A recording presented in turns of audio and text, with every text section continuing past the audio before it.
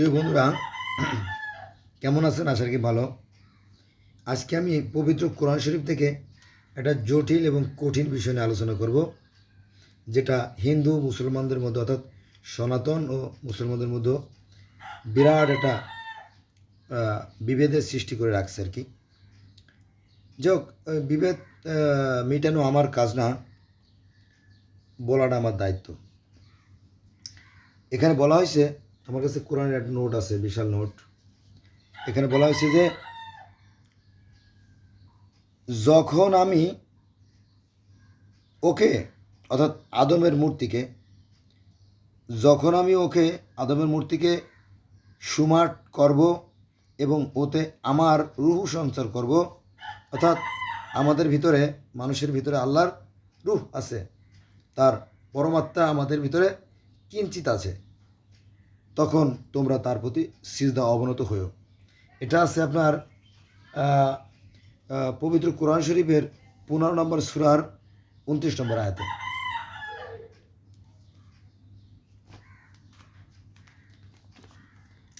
এবার আমি আলোচনা করব ইসলামিক ফাউন্ডেশন।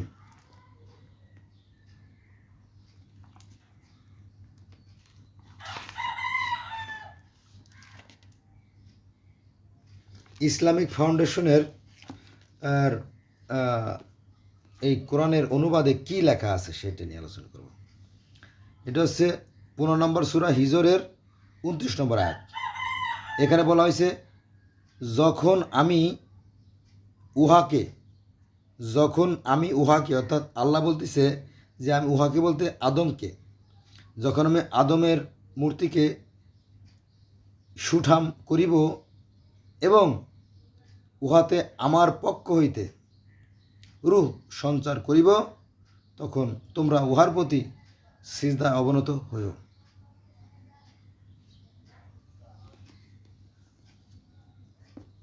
আপনারা এটা নিয়ে চিন্তা ভাবনা করবেন যে মানুষকে সিজদা করা ঠিক না ঠিক, সেটা আমি জানি না, সেটা আল্লাহ ভালো জানে আর আপনারা ভালো জানেন।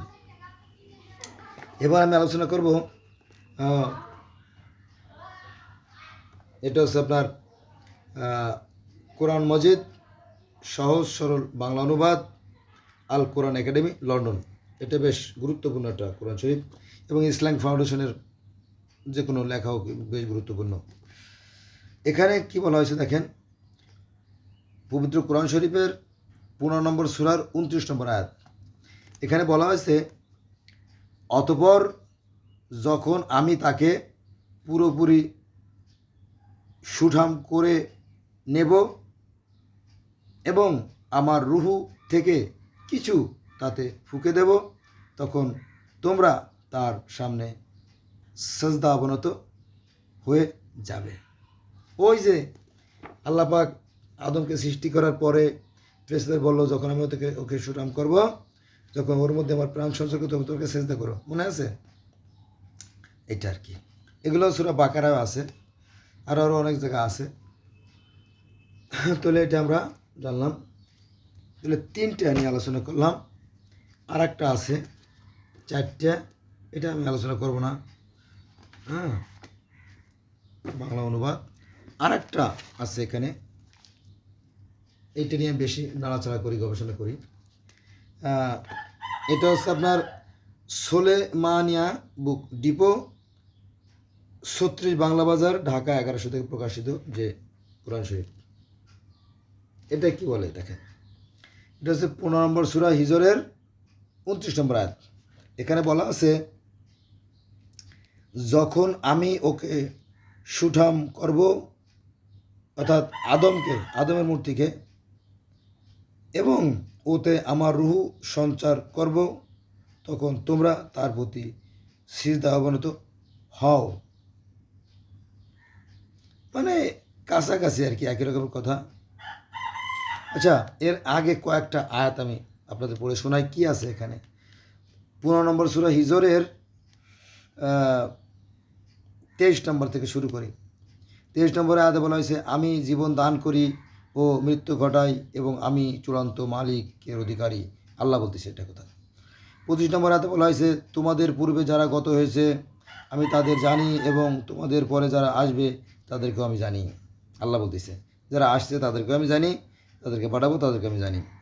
সূরা হিজরের 25 নম্বর আয়াতে বলা হয়েছে, তোমার রবই তোমাদের একত্রিত করবেন, নিশ্চয়ই তিনি প্রজ্ঞাময় সর্বজ্ঞ।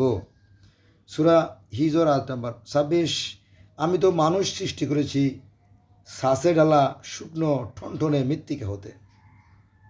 আমি মাটি দিয়ে মানুষ তৈরি করেছি। 27 নম্বর সূরা 27 নম্বর আয়াতে বলা হয়েছে, এবং এর পূর্বে প্রতুষ্য বায়ুর উত্তাপ হতে জিন সৃষ্টি করেছি। 28 নম্বর আয়াতে বলা হয়েছে, স্মরণ করো যখন তোমার রব ফেরেশতাদের বললেন, আমি মানুষ সৃষ্টি করেছি শ্বাসে ঢালা শুকনো ঠনঠনে মৃত্তিকা হতে।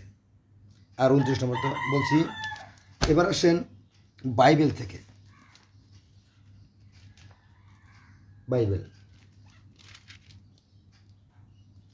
এটা হচ্ছে বাইবেল। আচ্ছা, বাইবেলে কি বলা আছে? বাইবেলে অনেক পৃষ্ঠা পড়তে গেলে সময় লাগবে। এখানে বলা হয়েছে আপনার আদি পুস্তক, বাইবেলের আদি পুস্তকের জগৎ সৃষ্টির বিবরণ, জগৎ সৃষ্টির যে বিবরণ অধ্যায়, আমার গলাটা বসে গেছে, আবার বুঝতে পারছেন তো, ধুলাবালির কারণে বসে গেছে, আমি কথা সুন্দর করে বলতে পারতেছি না। আল্লাহ যেটুকু বলার দিয়েছে তাও বলতে পারতেছি না। যাক, ক্ষমা সুন্দর দৃষ্টি দেখবেন আশা রাখি। এটা হচ্ছে আপনার সৃষ্টির রহস্যের। এখানে বলা হয়েছে যে আর আর এটা 7 নম্বর বাক্য আর কি। আর সদাপ্রভু ঈশ্বর মৃত্তিকার ধূলিতে আদমকে অর্থাৎ মনুষ্যকে নির্মাণ করিলেন এবং তাহার নাসিকায় ফু দিয়া প্রাণবায়ু প্রবেশ করাইলেন, তাহাতে মনুষ্য সজীব প্রাণী হইল। Clear? Same to same, there is no difference between holy Veda and holy Quran. একই কথা, যে এখানে ধুলা দিয়ে মানুষ তৈরি করলো, এখানে মাটি দিয়ে মানুষ তৈরি করলো। এবার আসেন আরও কিছু জটিল বিষয় নিয়ে আলোচনা করি, তাই না?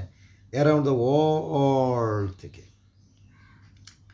আমরা যদি পৃথিবীর সর্বপ্রাচীনতম ধর্ম বা পৃথিবীর সর্বপ্রথম লিখিত যে গ্রন্থ, গিলগামেশের যে গ্রন্থ, সেখানে যদি আমরা দেখি, তাহলে দেখা যাবে যে এই স্বর্গ মত্ত পৃথিবী, এই বিশ্ব ব্রহ্মাণ্ডে যিনি পরিচালক, তিনি হচ্ছে আনু। আমরা বলি আল্লাহ, আর সেই গিলগামেশে বলা হয়েছে আনু, যিনি স্বর্গমত্তের প্রতিষ্ঠাতা। তো এই আনু দেবী আরুরুকে বলিলেন, হে দেবী আরুরু, তুমি কাদা দিয়ে মানুষ তৈরি করো। পরবর্তীতে একটা গরুও তৈরি করেছিলেন। এই মাটি দিয়ে মানুষ তৈরির কথা এবং তার ভিতরে যে রূহ ফুঁকে দেওয়ার কথা, সেই গিলগামেশের সেই গ্রন্থে আছে। আচ্ছা, নাম্বার 2, আমরা যদি আজ থেকে 7,000 বছর প্লাস, অর্থাৎ খ্রিস্টপূর্ব 5,000 বছর, আর অলগান এই 2025 যাই বলেন, 7,000 বা 7,500 বছর আগে বা 12,000 বছর আগে যাই বলেন, ধরে নিতে পারেন। তো সেখানে যদি আমরা দেখি, তাহলে দেখা যাবে যে এই স্বর্গমত্ত পৃথিবীর যে প্রতিষ্ঠাতা, যিনি মালিক, তিনি হচ্ছেন অদৃশ্য নিরাকার রা। মিশরীয়রা কিন্তু একজন অদৃশ্য নিরাকার সৃষ্টিকর্তা মানত, কিন্তু এই বিষয়ে আমাদের আলেম ভাইরা বলতে চায় না, কারণ তাইলে ব্যবসা জমে না। হ্যাঁ, কেন করে না আমি জানি না, এ ব্যাপারে আমার কোনো মন্তব্য নাই। তো সেই যে মিশরীয় পুরাণ যেগুলো আছে, সেগুলো পড়লে আপনি জানবেন। ওগুলো আমার কাছে আছে, সব গ্রন্থই আছে আমার কাছে, যেহেতু আমি জগতের বিভিন্ন ধর্মের ছাত্র। তো সেখানে আনু দেবী শ্বেত ছুটকে বলল, হে দেবী, বলো জি ঈশ্বর বলেন, বলো তুমি কুমারের কাদার মাটি দিয়ে, কুমারের কাদার মাটি কেন? কুমাররা যে হাঁড়ি পাতিলগুলো তৈরি করে তা খুব মসৃণ হয়, মিহি হয়, আঠালো হয়। যদি বালু ধুলা ময়লা থাকে, তাহলে ওই মাটিতে হাঁড়ি পাতিল তৈরি করলে ওই হাঁড়িগুলো ছিদ্র হয়ে যায়, ভেঙে যায়, নষ্ট হয়ে যায়। এই জন্য খুব মসৃণ, খুব মোলায়েম কাদা দিয়ে তুমি মানুষ তৈরি করো। তখন তিনি মানুষ তৈরি করলেন এবং তার মধ্যে প্রাণ সঞ্চার করলেন আল্লাহ মারে সেরা। এই তো আমাদের ইসলাম ধর্মের 4জন ফেরেশতার কথা বলে আমি বারবার এই কথা বলছি, তারপরে বলতেছি, সরি ফর দ্যাট, মাইন্ড করে না যারা আমার ভিডিও আগে দেখছেন। তো সেখানেও কিন্তু 4জন জ্ঞানের দেবতা আছে, অদৃশ্য দেবতা। যেমন আমাদের ইসলাম ধর্মে আছে 4জন, আজরাইল, জিব্রাইল, ইসরাইল, মিকাইল, একজন সৃষ্টিকর্তা, একজন পালনকর্তা, একজন ধ্বংসকর্তা, একজন মেসেঞ্জার, 4জন। তো সেম টু সেম একই কাহিনী আছে মিশরীয় ধর্মে বা ওই যে ফারাও রাজাদের ধর্মে। সেখানে আছে হু, শেহা, শেহেম আর হেহ। আর ওই যে শেপসের ছুটি দিয়ে মাটি দিয়ে মানুষ তৈরি করলো, প্রথম মানব হচ্ছে সু, আর প্রথম মানব হচ্ছে তেফনাথ। এই সু এবং তেফনাথ পরিবারের আবার 5টা সন্তান ছিল। ইন্টারেস্টিং ব্যাপার না? ওসাইরিস, আইসিস, সেত, নেফতিস, আনবিস, এই 5 সন্তান ছিল। আমাদের ইসলাম ধর্মে প্রথম মানবের 5টা সন্তান ছিল, যেমন হাবিল, কাবিল, শীষ নবী, গাছ বিবি, আকলিমা, 5জন। আবার সনাতন বা হিন্দু ধর্ম 5জন সন্তান ছিল মনুষ্যত্বের উপর প্রথম মানবাবীর। এটাও মজা।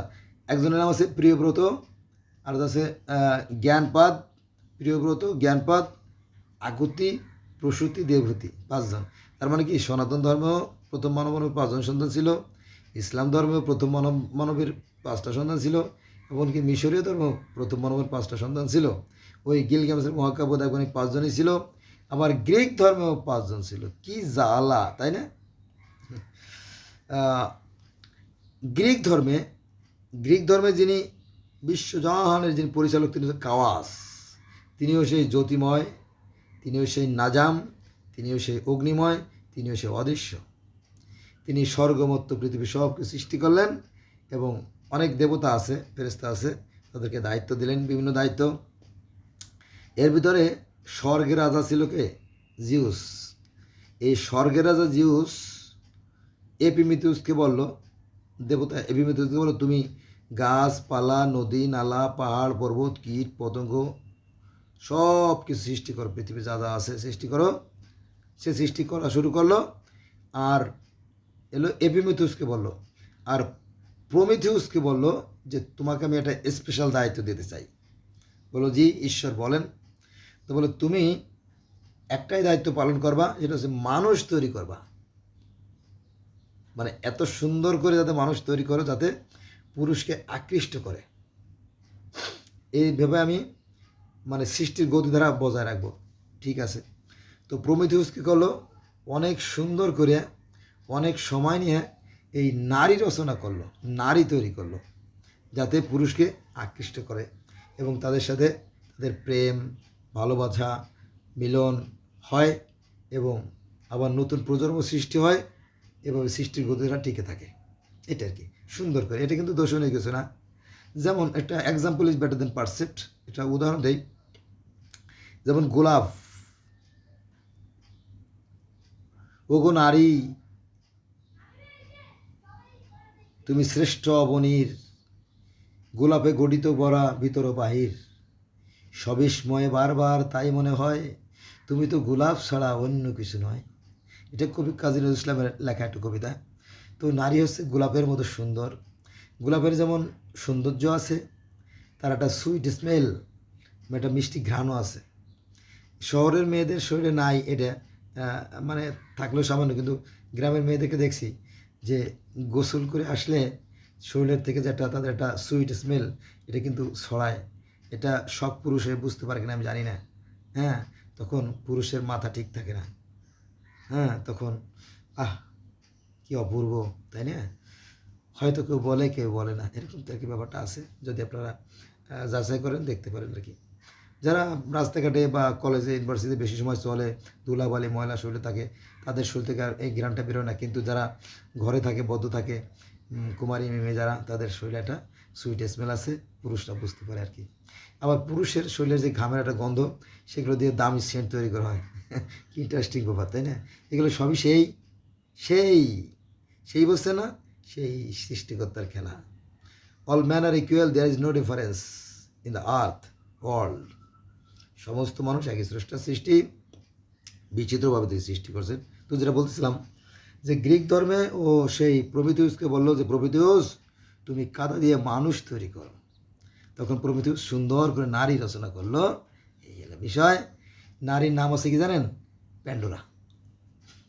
প্যান্ডোরা একটা রহস্য আছে। আবার জেনেসিসে বলা হয়েছে প্রথম মানবের নাম লিলিথ। হ্যাঁ, আর খ্রিস্টান ধর্মে বলা হয়েছে যে প্রথম মানবের নাম কি? অ্যাডাম, হওয়া। আর আমাদের ইসলাম ধর্মে হাওয়া। যে যাই হোক, যে নামে ডাকুক, কিন্তু মূল বিষয় হচ্ছে কি একজোড়া মানুষ প্রথমে সৃষ্টি হয়েছিল, আর তাও মাটি দিয়ে, যেটা কোরআনে বলছে, জানেন তো।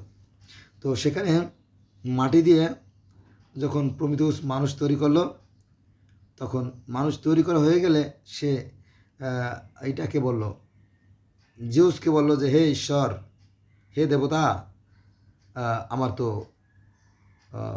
মানুষ তৈরি করা হয়ে গেছে। তখন স্বর্গের দেবতা জিউস কী করলো?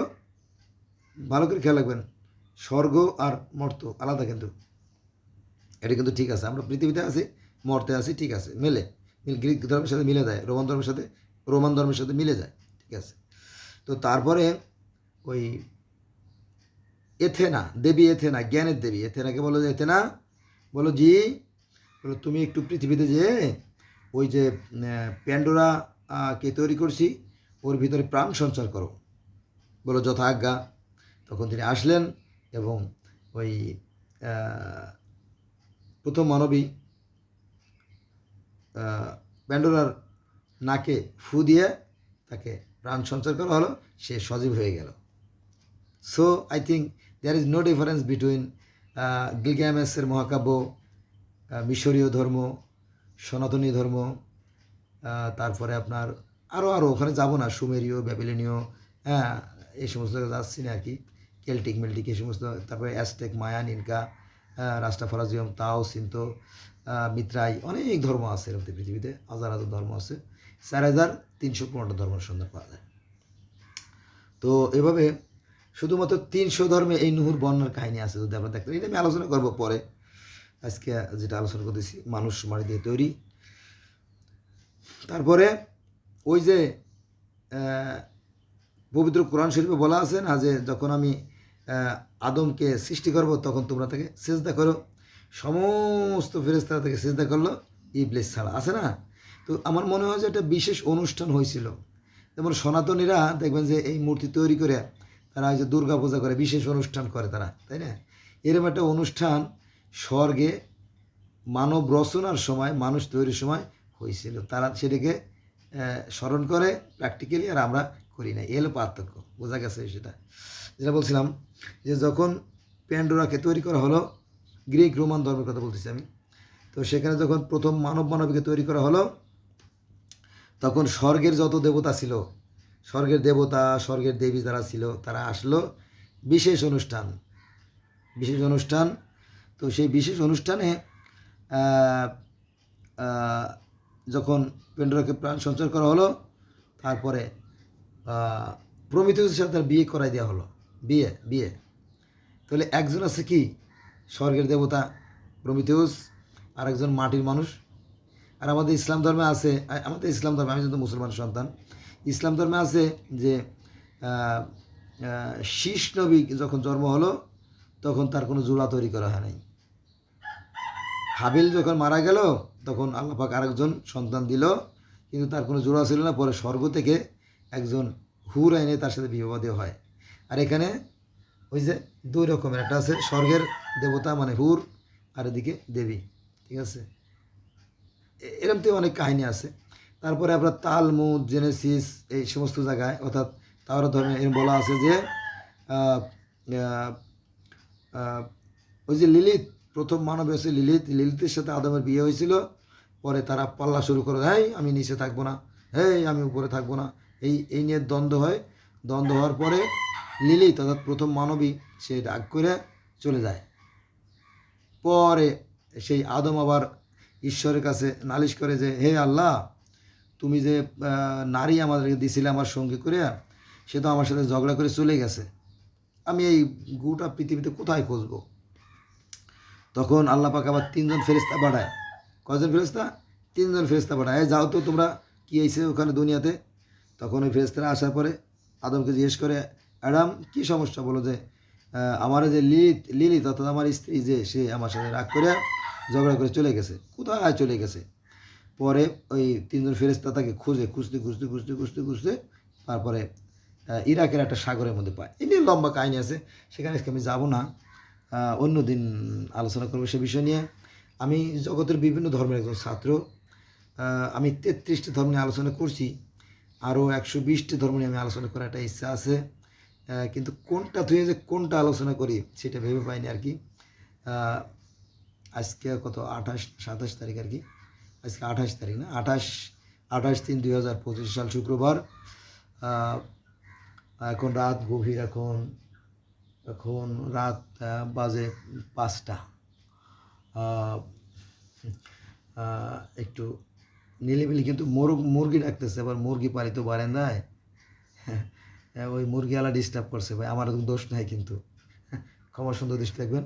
আমি ভাবছিলাম যে একটু কোয়াইট পিসফুল প্লেসে আপনাদের সাথে কথা বলবো, কিন্তু ওই দুষ্টু মোরগটা ডিস্টার্ব করছে আপনাদের, আমার কিন্তু দোষ নাই। হ্যাঁ, ওই বারান্দায় মোরগ আছে 5টা, দেশি মোরগ। তো যাই হোক, টু আর ইজ ম্যান, ভুল করা মানুষের স্বভাব, কথা বলতে গেলে ভুল হতে পারে। আর আমি কোনো করি না, আমি নোট করি না, আমি শুধুমাত্র মুখস্থ আলোচনা করি। তো তাহলে আমরা একটা কোরআন, 2টে কোরআন, 3টে কোরআন, 4টে কোরআন, আর একটা কোরআনের নোট আমার কাছে আছে 5টা, আর বাইবেল 6টা। অনেকগুলো থেকে আলোচনা করলাম, আরও আছে, এইটা আর কি। তো আমি যেটা চাই যে আপনার উদ্দেশ্য কী, আপনার মতলবটা কী?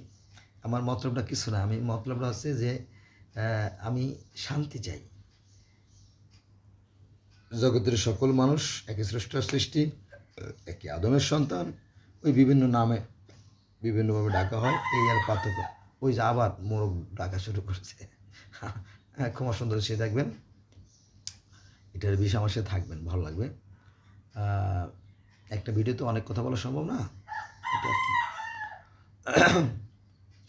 আজকে এর মধ্যে রইল, আল্লাহ হাফেজ।